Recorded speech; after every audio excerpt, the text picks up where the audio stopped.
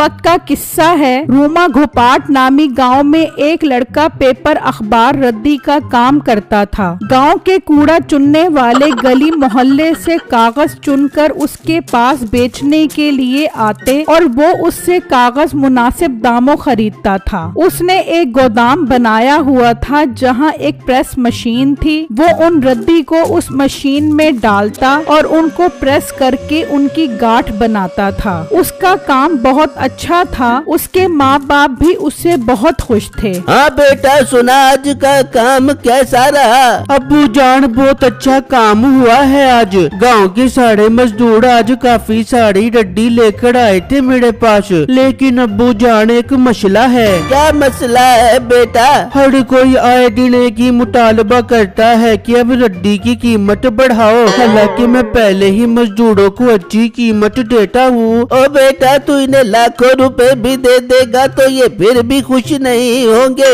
इसलिए जो कीमत है वही रख, बढ़ाने की जरूरत नहीं है। हाँ अब्बू जान, मैं कोई पागल हूँ जो कीमत बढ़ाऊं? जिस कीमत पर कागज खरीदता हूँ उसी कीमत पर खरीदूंगा। हाँ बिट्टू, बिल्कुल ठीक कर रहे हैं। कम कीमत पर खरीद कर ज्यादा कीमत पर बेचोगे तो अच्छा मुनाफा होगा। उसी गांव में मीठे नाम का लड़का अपनी बीवी नसीबो कैंची के साथ रहता था। ओ बेगम, जल्दी हाथ चला। क्या मिन मिन करके मरीजों की तरह नाश्ता बना रही है? तुझे पता नहीं है मैंने काम पर भी जाना है। और मीठे बना रही हूँ, काम की बात तो ऐसे कर रहे जैसे तूने पेंट कोट पहन के ऑफिस जाना है। अपनी शक्ल देख, मोहल्ले की गली कूचे से जाके कूड़ा उठाता है और भरी बरादरी में मेरी नाक कटवाता है। ओ मोटी नाक वाली औरत, ये जो तू भर भर के अपने मुंह में खाने ठूसती है ये उसी कमाई के पैसों से आते हैं। उस वक्त तो तेरी नाक नहीं कटती। मीठे, ज्यादा तू मेरे मुंह न लग, नाश्ता कर, चल मोहल्ले से जाके कूड़ा उठा। मीठा गुस्से में नाश्ता किए बगैर ही वहाँ से चला जाता है और जगह जगह से कागज चुनना शुरू कर देता है। तो उसे कूड़े में एक किताब नजर आती है। मीठा किताब देखकर थोड़ा हैरान होता है। अरे यार, लोगों के काम तो देखो, कूड़े के साथ साथ किताबें भी फेंक देते हैं। इल्म की कदर ही नहीं करते, इसीलिए तो लोग जाहिल के जाहिल हैं। खैर, मैंने इस किताब का क्या करना, मैं इसे रद्दी के साथ बेच देता हूँ। मीठा वो किताब उठा लेता है और बेचने के लिए बिट्टू की दुकान पर आ जाता है। बिट्टू भाई, आज मैं बहुत हाई क्वालिटी की रद्दी बेचने के लिए आया हूँ। आज तुम मुझे रद्दी की अच्छी कीमत दोगे? मीठे भाई, ये बात तो आप रोज ही मुझे आकर कहते हो। भाई, रद्दी चाहे साफ हो या पुरानी, कीमत वही मिलेगी। बेचनी है तो मैं वजन करता हूँ, वरना आप किसी और को जाकर बेच दो। बहुत भाई, तू कोई सियाना मोटा है बेटा। कभी के दिन बड़े तो कभी की रातें। कोई बात नहीं, कभी तो तू मेरे हत्थे चढ़ेगा, फिर तुझसे चुन चुन के बदला लूंगा। खैर, बिट्टू उसकी बात को नजरअंदाज करता है और रद्दी के साथ उस किताब को भी तोलकर मीठे को पैसे दे देता है। मीठा वो पैसे लेकर वहाँ से चला जाता है। यार, ये किताब कितनी साफ सुथरी है, मगर मैंने इस किताब का क्या करना? शाम को मैं इस किताब को मशीन में रद्दी के साथ डालकर इसकी गांठ बना दूंगा। मगर बिट्टू को क्या पता था ये किताब कोई आम किताब नहीं, बल्कि ये किताब एक जादूगर की किताब है जो उसके चेले ने गलती से फेंक दी थी। तेरे अंदर अकल ही नहीं है, तूने किताब मेरे से पूछे बगैर ही फेंक दी। उसमें मेरा सारा जादू लिखा हुआ था। मालिक, मुझे नहीं पता था। मैं तो समझा था वो किताब किसी काम की नहीं है, इसलिए मैंने वो किताब रद्दी के साथ फेंक दी। कम अकल, उसके बगैर मेरा सारा जादू बेकार है। कहाँ है वो किताब? जाकर ढूंढ कर आओ। ठीक है मालिक, मैंने किताब कूड़े में फेंकी थी, मैं जाकर उठा कर आता हूँ। उसके दोनों मुलाजिम निकलते हैं और उसी जगह पर आकर देखते हैं। यार, किताब तो मैंने यहाँ पर फेंकी थी, मगर वो किताब यहाँ मौजूद ही नहीं है। इसका मतलब कोई किताब उठा कर ले गया है। अब हम क्या करेंगे, कहाँ से ढूंढे? अगर वो किताब ला मिली तो मालिक तुझे और मुझे जलाकर भस्म कर देंगे। चल अब मालिक के पास चलते हैं और उन्हें जाकर बताते हैं। वो दोनों वापस आ जाते हैं और बताते हैं कि किताब नहीं मिली। उसे बहुत गुस्सा आता है। मुझे वो किताब हर सूरत में चाहिए। उसमें जादू लिखा है कि 3 दिन बाद बहुत जोर की बारिश होगी। अगर वो किताब अपने पास ना हुई तो हम भी उस बारिश के साथ बह जाएंगे। मालिक, इसका मतलब वो किताब हर सूरत हासिल करना होगी, वरना हम में से कोई भी नहीं बचेगा। आप मेरा मुंह क्या देख रहे हो? जाओ और लोगों से उस किताब के बारे में पूछो।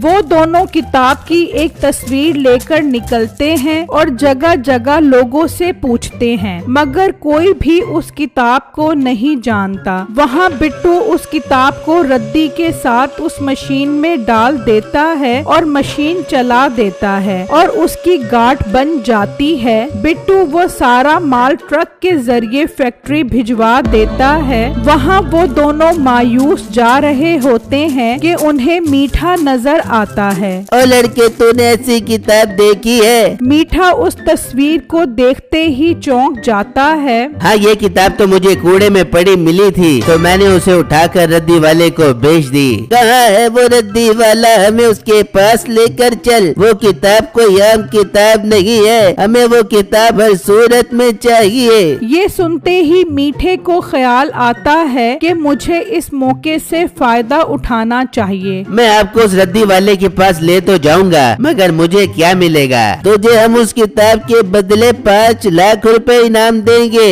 क्या 5 लाख रुपए इनाम? अब तो मैं उस रद्दी वाले की चमड़ी उतार कर आपको वो किताब लेकर दूंगा। चलो मेरे साथ। फिर वो तीनों बिट्टू के पास आ जाते हैं। यही वो लड़का है जिसे मैंने वो किताब बेची थी। बिट्टू, कल मैं तुम्हें रद्दी के साथ एक किताब देकर गया था, वो वापस करो। अरे मीठे भाई, आप पागल तो नहीं हो गए? मैंने तो उस किताब को रद्दी के साथ गांठ बनाकर फैक्ट्री भेज दिया है। अब वो किताब नहीं मिल सकती। कैसे नहीं मिलेगी वो किताब? चल तू हमारे साथ, तुझे हमारे मालिक बताएंगे। वो बिट्टू को अपने साथ ले जाते हैं और उसे बांध देते हैं और जादूगर उससे किताब के बारे में पूछता है। मैं झूठ नहीं बोल रहा, वो किताब अब मेरे पास नहीं है। वो तो जाने कहां से कहां चली गई होगी। बिट्टू, क्यों तू मेरे 5 लाख रुपए मरवा रहा है? चल शाबाश, बता दे वो किताब कहाँ पर है, वरना ये तुझे नहीं छोड़ेंगे। मैंने कह दिया है वो किताब मेरे पास नहीं है। क्यों मेरा यकीन नहीं कर रहे?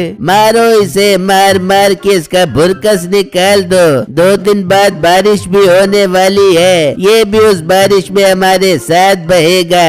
वो बिट्टू को इतना मारते हैं कि उसे मार मार के अधमरा कर देते हैं। मुझे मत मारो, मुझसे अब और तकलीफ बर्दाश्त नहीं हो रही। मैं आपको वो किताब ढूंढ कर ला कर देता हूँ, चाहे मुझे उसके लिए फैक्ट्री ही क्यों ना जाना पड़े। लड़के, अब हमारे पास सिर्फ 2 दिन है। 2 दिन बाद बहुत जोर की बारिश होगी। उस किताब में जादू लिखा है जिससे हम उस बारिश से बच सकते हैं। तेरे पास 2 दिन है, वो किताब लेकर आ। बिट्टू वहाँ से निकलता है और गोदाम में आ जाता है। अब मैं वो किताब कहाँ से ढूंढूं? वो तो मैंने इस मशीन में डाल दी थी, पता नहीं अब वो किताब कहाँ से कहाँ चली गई होगी। बिट्टू थोड़ा आगे बढ़ता है और उस मशीन में देखता है तो वहाँ वो किताब एक कोने में पड़ी होती है। बिट्टू ये देखकर खुश हो जाता है और उस किताब को उठा लेता है। शुक्र है मुझे ये किताब मिल गई। मैं इस किताब को पढ़ता हूँ, आखिर इसमें ऐसा कौन सा जादू लिखा है। बिट्टू उस किताब को पढ़ने लग जाता है।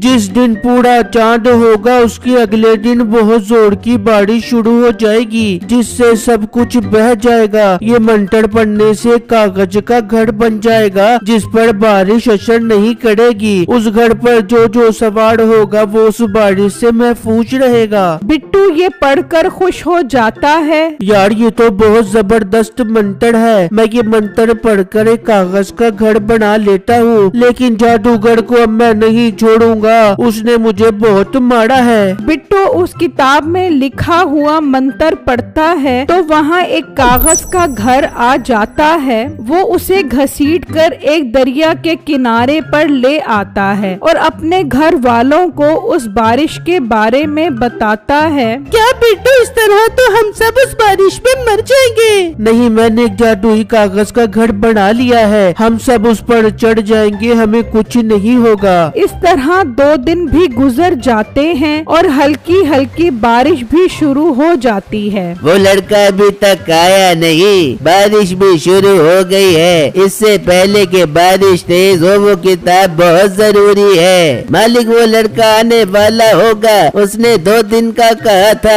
नहीं, तुम जाओ उसे लेकर आओ। फिर वो तीनों बारिश में बिट्टू से वो किताब लेने के लिए निकल जाते हैं। वहाँ बिट्टू अपनी फैमिली को दरिया के किनारे उस कागज की घर की तरफ ले जा रहा होता है कि जादूगर के मुलाजिम उसे रास्ते में मिल जाते हैं। कहाँ भाग रहे हो तुम, और किताब कहाँ है? भाई साहब, वो किताब मुझे मिल गई है, आप जादूगर भाई को लेकर दरिया पर पहुँचो, वो किताब मैं आपको वहीं पर देता हूँ। ये सब सुनकर वो खुश हो जाते हैं और वापस जादूगर के पास पहुंच जाते हैं। मालिक, किताब मिल गई है, उस लड़के ने हमें दरिया पर बुलाया है। बहुत अच्छी बात है, टाइम जाया मत करो, इससे पहले कि बारिश तेज हो जाए। दरिया पर चलो। वो सब जब दरिया पर पहुंचते हैं तो बिट्टू अपनी फैमिली के साथ उस कागज के घर पर सवार होता है। बिट्टू, तुम इस कागज के घर पर क्या कर रहे हो? लाओ किताब हमें दे दो। मैं पागल हूँ जो ये किताब तुम्हें दे दूँ, इस किताब से ही तो मैंने ये कागज का घर बनाया है ताकि हम इस तूफानी बारिश से महफूज रहें। ये तुम क्या बकवास कर रहे हो? किताब हमें दे दो, इससे पहले कि बारिश तेज हो जाए। होने दो तेज बारिश, तुम्हें इसकी सजा मिलनी चाहिए। फिर बारिश इतनी तेज होती है कि वो सब उसमें डूब जाते हैं और उनका काम तमाम हो जाता है। जादूगर के मरते ही बारिश रुक जाती है और बिट्टू अपनी फैमिली समेत घर वापस आ जाता है।